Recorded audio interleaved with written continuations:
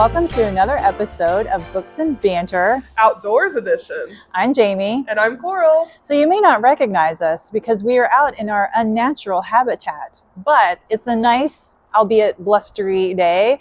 Spring is almost here, so we thought we would head outside and we thought we would tell you about some nature books that are coming out soon. So, all right, Coral, what's first?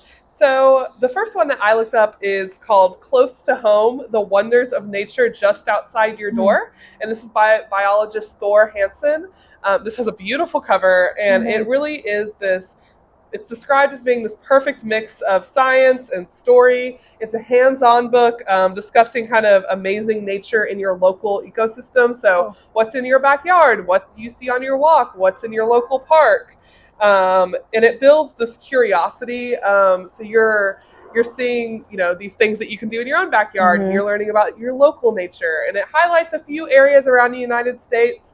But it really is kind of one of those books where you read it and you put it down and you stop and you listen to the birds outside of your house, or you go outside and look at what's in your backyard. So It's a really fun, beautiful, hands-on book, kind of a different way to think about nature as not being something super far away, but something super close to you. And this is expected in March. Well, that actually kind of lines perfectly with my choice. How Can I Help by Douglas Tallamy. So this is nonfiction, of course, and Tallamy is an American entomologist, ecologist, and conservationist. He's a professor in the Department of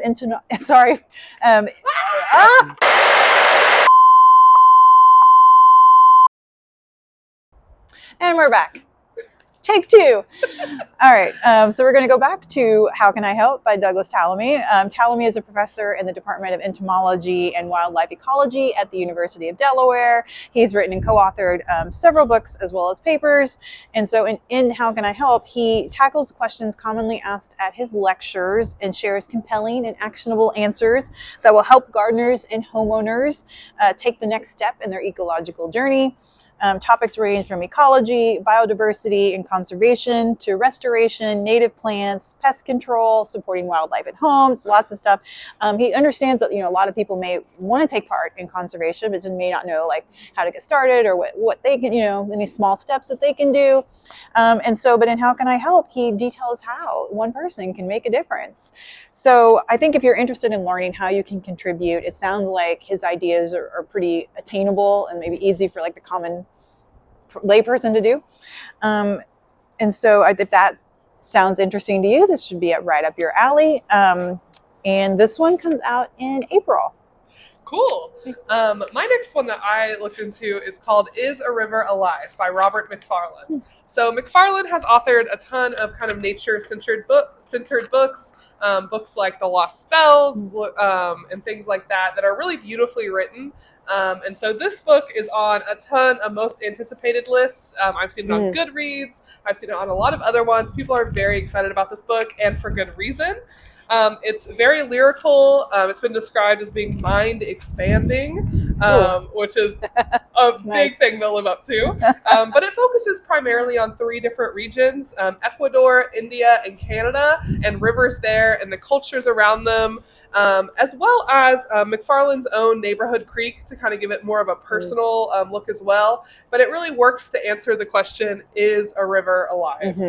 It's been described as spellbinding and a life-changing work. So this one just sounds beautiful. It sounds, if you kind of want a nature book that really is going to push you, make you think, this is going to be a really great choice for you. Nice. And that one is expected in May. Cool. Okay, so we're looking at books about nature, but also, anything about to do with spring, flowers, plants. So my next choice is a fiction title. It's called Eat the Ones You Love by Sarah Maria Griffin. It's about a woman named Shell who is pretty down on her luck. She's broken up with her fiance. She's lost her job. She's had to move back in with her parents. So when she sees a help wanted sign at a flower shop at a local shopping center, she decides, what the heck, I'll apply. So she gets the job and finds out that she likes it, and she really likes her manager, Nev. But there's always a but. There's something sinister going on at the mall. And there's an orchid growing out of sight, and he watches them closely. His name is Baby, and he loves Nev. So he's young, he's hungry, he'll do just about anything to make sure that he can keep growing big and strong, because nothing he eats can satisfy him except the thing he desires most, Nev. So he adores her and will stop at nothing to eat the one he loves. So obviously, this is giving off very like major Little Shop of Horrors vibes, which I love. I love the movie. I think that this sounds really quirky and fun, and I'm very curious to see, like, is it going to be campy? Is it going to be scary, or like a mix of both? You know, we'll see. The early reviews sound promising. Author V.E. Schwab says it is deliciously strange and delightfully wicked. And then Caroline O'Donoghue, the author of The Rachel Incident, says Eat the Ones You Love is a story that has everything: monsters, malls, and minimum wage. So Griffin is a genius of suburban gothic, and like Baby, I'm always hungry for more. So yeah, I think this sounds really fun, and it comes out in April. That sounds so much fun. All of these reads are going to be coming to Pioneer Library System soon, but we hope you have a wonderful spring. And of course, if these books don't sound interesting to you, if you check the content warnings, which we always encourage you to do, and these just don't feel like the type of books that match your interest, we encourage you to watch some more of our videos or talk to your local librarian. We have so many books here, and we know we have one that's right for you, and we want to help you find it.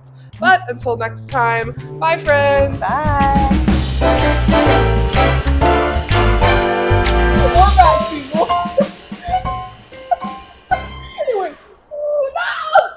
What does he keep doing? Oh God. Okay. Okay. Nature is dangerous. We're kidding. Please go outside. Or you may end up as pale as me.